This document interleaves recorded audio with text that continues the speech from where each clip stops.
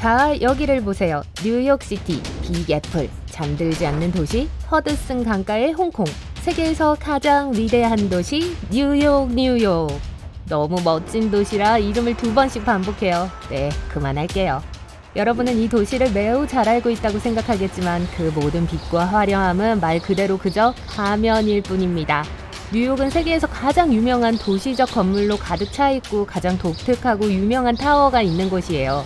뉴욕이 또한 가짜 건물들의 선두주자라는 걸 누가 알았겠어요. 멋진 사실은 아주 많이 발견할 수 있다는 거예요. 좋아요. 제 버킷리스트에 추가해야겠어요. 그렇다면 왜 이런 가짜 건물들이 뉴욕 전역에 있는 걸까요? 뉴욕은 세계에서 가장 활기찬 도시 중 하나이고 그 도시를 계속 움직이기 위해서는 많은 기반 시설이 필요합니다. 모든 주요 지역에 많은 산업 구조물과 건물이 필요하다는 걸 의미해요. 뉴욕은 디자인과 건물들로 매력적입니다. 여러분이 좋아하는 피자 가게나 핫도그 가판대 바로 옆에 산업 구조물이 있다고 상상해보세요. 설계자들은 이 사실을 미리 생각했고 그 산업 인프라를 가짜 건물로 위장하기로 했습니다. 도시와 너무 잘 어우러져 눈에 띄지 않아요. 현관문, 실제 창문, 심지어 사람들이 어울릴 수 있는 매력적인 발코니가 있는 평범한 아파트나 주택 단위처럼 보입니다. 유일한 차이점은 건물 안에는 아무것도 없고 아무도 안에 들어갈 수 없다는 거예요. 그렇다면 이런 가짜 건물을 어디에서 볼 수 있을까요? 우선 가장 유명한 가짜 건물 중 하나는 브루클린에 있습니다. 58 조랄몬 거리에서 여러분은 매우 전형적인 동네를 발견합니다. 그러나 건물들 사이에는 다른 건물들보다 약간 더 깊이 그늘을 가진 벽돌 건물이 서 있어요.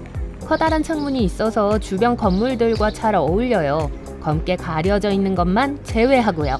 언뜻 보면 아무것도 아니라고 생각할 수도 있지만 주의를 기울이면 건물이 비디오 게임에 나오는 글리치처럼 보입니다.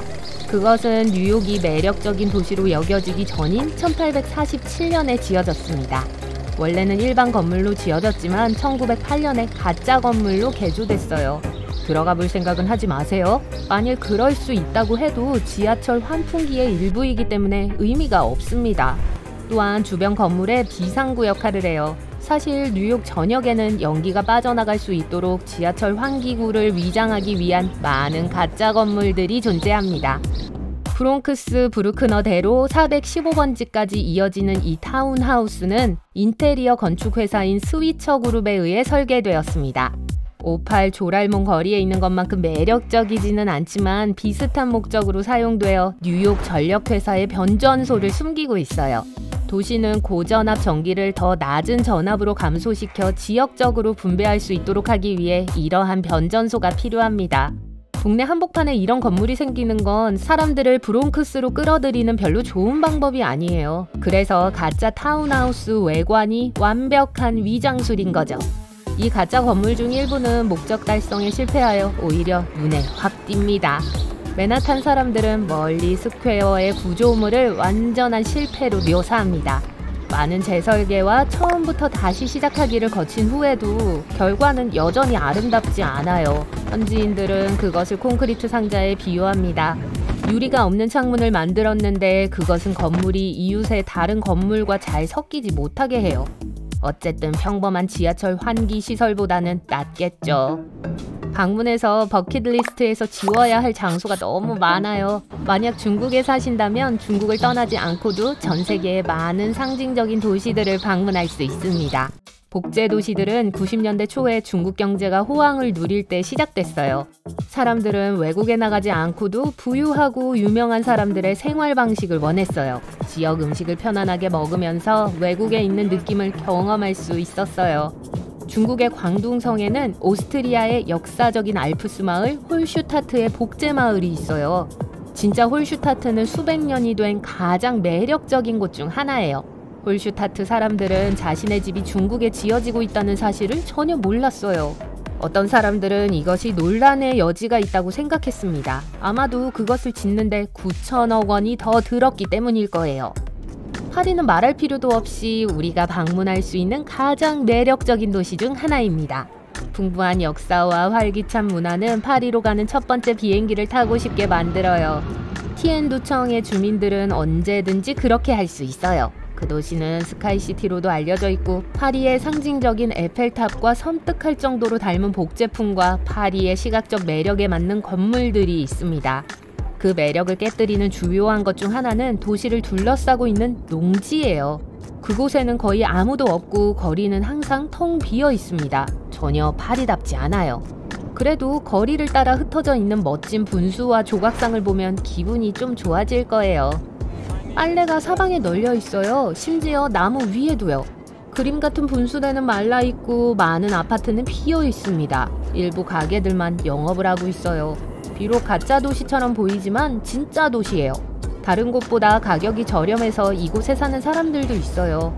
이 마을에서 2시간 거리에는 파리의 퐁 알렉상드르 3세의 또 다른 버전이 있고 런던의 타워 브릿지에 복제품이 있는데 타워가 2개가 아닌 4개예요. 많을수록 좋죠.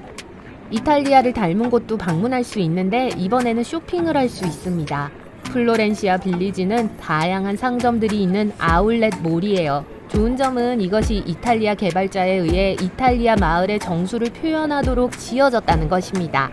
분수, 운하, 모자이크 등이 있어 적절한 미학을 제공해요.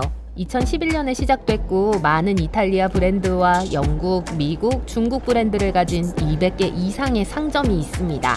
매우 인기가 많아서 하루에 10,000명에서 25,000명 사이의 방문객을 맞이하죠. 중국에는 또한 유자프 금융지구라고 불리는 미니 맨하탄을 닮은 복제 도시들이 있습니다. 개발자의 목표는 이곳을 세계 금융의 중심지로 만드는 것이었어요.